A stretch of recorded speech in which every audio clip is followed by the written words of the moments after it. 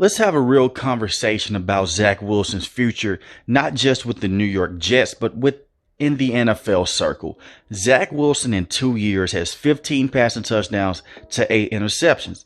Now, a lot of people will say, hey, it's a situation that he's in. It's the same old New York Jets, give this kid time. Instead, that's not the case. His rookie season was a season for him to fill some things out, and the sophomore season you hope to see a major jump. Instead, you did not see that. Zach Wilson instead regressed significantly, and he got hurt in the preseason. A lot of people don't even realize this or even remember that he got hurt with a PCL injury and that he came in after Joe Flacco and crew, and they were 5-2 underneath Zach Wilson for a point in time, and everything went off the tracks. Zach Wilson is not a good quarterback in the NFL, not even at the backup level.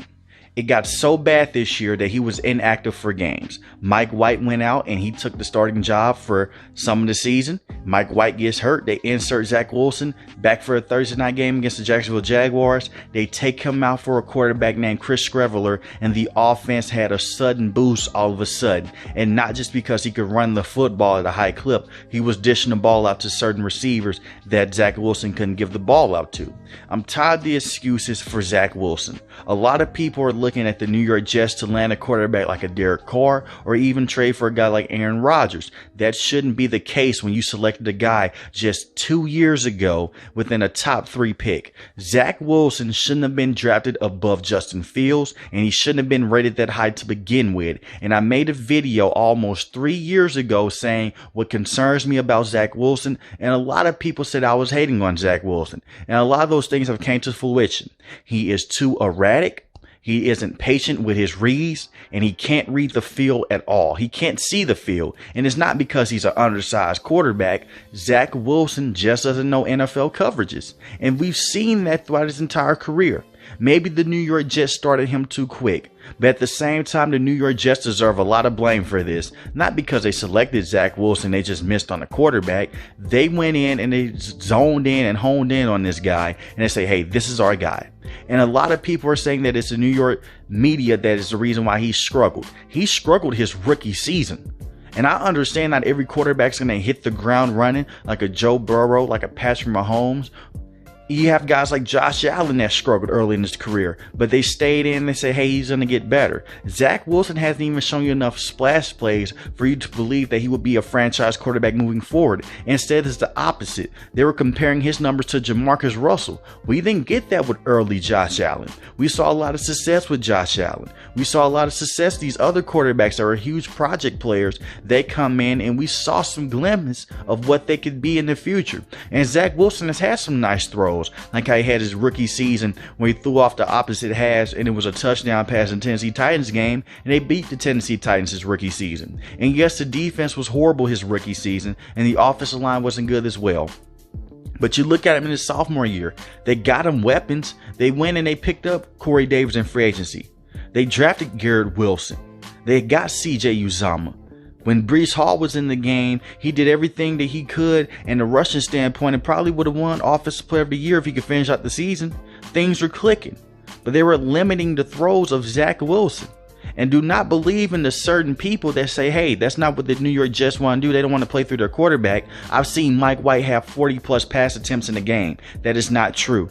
The offense has lost their confidence in Zach Wilson, and I understand that Coach LaFleur was one of the worst offensive play callers in all of football, and I'm not talking about the guy for the Green Bay Packers, not the head coach. I'm talking his brother, and it's the reason why he got fired.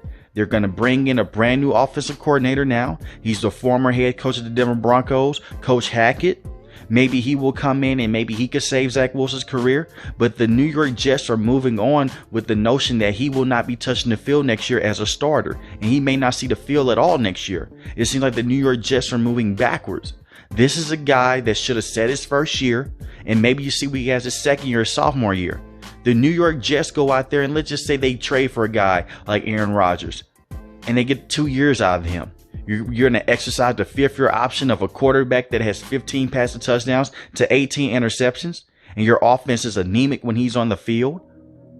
Or let's just say they go out there and sign Derek Carr to the 3-year contract, or they give him a 1-year contract and Derek Carr gives you something better than Zach Wilson. Do you exercise a fear of your option and hope in the future that he can be your guy? It's working backwards. Zach Wilson, it will not be the starting quarterback for this team long term. And we've never seen a quarterback struggle this much and just come back and just flip it completely around. And I know the first thing people are going to say in the comment section, what about Steve Young? Steve Young was different circumstances. He didn't take as many reps as Zach Wilson's taken. Zach Wilson deals with injuries. He can't read the field, and he's too reckless. It was a perfect play against the Jacksonville Jaguars. The receiver was wide open in the middle of the field. He throws it 4 to 5 seconds late, and the safety comes over and knocks the ball down when the man was wide open. I go back to that Patriots game right before he got benched, the game that did him in for the New York media, to where they couldn't do anything in the second half. The receiver's running on a post route, wide open. Garrett Wilson is wide open in the back of the end zone. He didn't see him. He throws the football away when he is wide open. So when people come out here and say that he isn't in the best system, the offensive line is bad, he has no run game. He had a semblance of an offensive line early in the season. He had the run game. And yes, they won those games. But at the same time, you still see that he was not the reason that they were winning games. It was because of their defense. A guy that was a former 2nd overall pick should not be the reason that you are losing games. He is one of the sole reasons why this team is losing football games. This team was on the trajectory to make the playoffs, and instead they went from being first to last in their division. They went from beating the Buffalo Bills solely because of their defense alone to not gaining a single yard in the second half against the New England Patriots. The New York Jets have a quarterback problem, and I believe they will fix it this offseason. Unfortunately, Zach Wilson will not be the guy that comes in and fixes his problem. Let me know in the comment section, what should they do with Zach Wilson moving forward? Should they trade him? Should they cut him? My thing is this, who's going to trade for a guy that has 15 passing touchdowns to 18 interceptions on his career? And numbers can be misconstrued. They don't tell the entire story. He should have thrown more interceptions this year. He should have threw more interceptions his rookie year. And this isn't a Zach Wilson hate video. I'm just telling you what you already knew before they drafted him from BYU. The guy came from one of the best offensive lines in college at the time. He didn't have to be rushed off the spot to make certain throws.